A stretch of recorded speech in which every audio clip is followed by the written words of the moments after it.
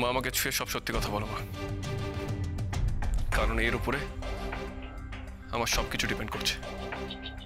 Please. আমি মা, সন্তানের স্বার্থে আমি আবিরকে ছুঁয়ে মিথ্যে কথা বলবো?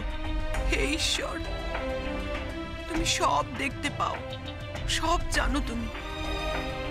নিশ্চয়ই আমাকে এই জন্য অপরাধী করবে না। ঈশ্বর ক্ষমা করো আমায়।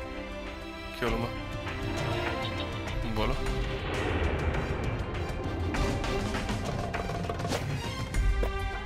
এই তো আমি তোকে ছুঁয়ে বলছি। শালুক নিজের মুখে বলেছে ও তোর সাথে কোনো সম্পর্ক রাখতে চায় না। তুই যেন কোনোদিন ওর গায়ে না যাস। ও যাকে ভালোবাসে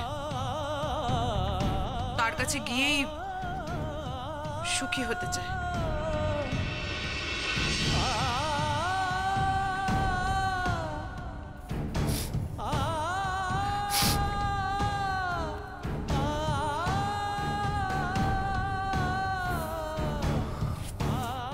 কাঁদিস না, কিচ্ছু হয়নি, কিচ্ছু হয়নি।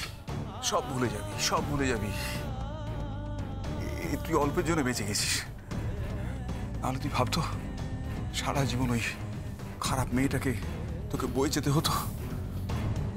আমি তো কিছুই বুঝতে পারছি না, মেয়েটা যদি এই নেচারেরই হবে তার আবিরের প্রাণ বাঁচানোর জন্য মন্দিরে গিয়ে পুজো দিতে গেল কেন?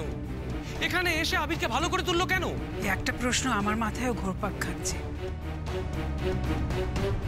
আমি কোনো উত্তর খুঁজে পাচ্ছি না। এ আবার কি কঠিন প্রশ্ন মা? ও জানতো না যে আবির ছাড়া ওর জীবনে নতুন করে আবার কেউ ওকে ডাকবে। আমার সব থেকে খারাপ লাগছে সোনা দিদি লুকিয়ে নিজের নাতনির বিয়ে দিয়ে দিল। মামা মামি কি যেন একটা ইঙ্গিত করেছিল, কিন্তু সোনা দিদি সেটা চেপে গিয়েছিল। কিন্তু তার পিছনে যে এরকম একটা মারাত্মক ঘটনা লুকিয়ে আছে সেটা তো জানতাম না। আবির, তুই কি কঙ্কনপুরে যাবি?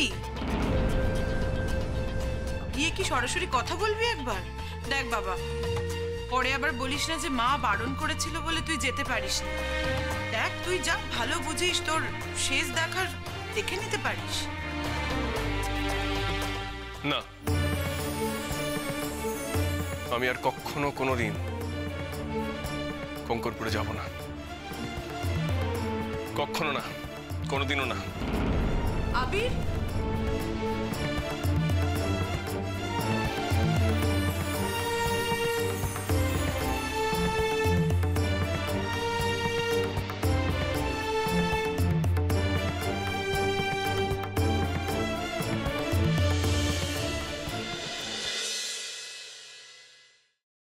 আমি এই সব কিছু বন্ধ করতে পারি, কিন্তু একটা শর্তে। তোমাকে আর দুর্গাকে আমাকে ছুঁয়ে কথা দিতে হবে এর সাথে তোমরা কোনো যোগাযোগ আর রাখবে না। শোনো, আমরা এখনো তোমার মতন এতটা পাথর হয়ে যায়নি। তোমাকে ছুঁয়ে আমি এত বড় কথাটা, এটাই আমার শেষ কথা তোমাকে। দাদা ভাই, পুতুলটা না দিয়ে এসেছি। আস্তে, একেবারে বজরংবলী আন্টির হাতে দিয়েছো তো? না, আমরা তো দরজা দিয়ে গড়িয়ে দিয়েছি। ঘরে তো ঠাম্মু ছিল, তাই ঢুকতে পারিনি। মা ঘরে ছিল? এ বাবা, যদি মার হাতে পড়ে তাহলে তো মুশকিল। ওনার কোনো সর্দারজির সাথে পরিচয় ছিল? সর্দারজি? না, ঠিক আছে, আমি তাও বলবো আপনারা একটু ঠান্ডা মাথায় ভাবুন। আসলে আমার জানাটা খুব দরকার। আমি তাহলে আসি, কিছু মনে পড়লে আমাকে অবশ্যই জানাবেন। আচ্ছা।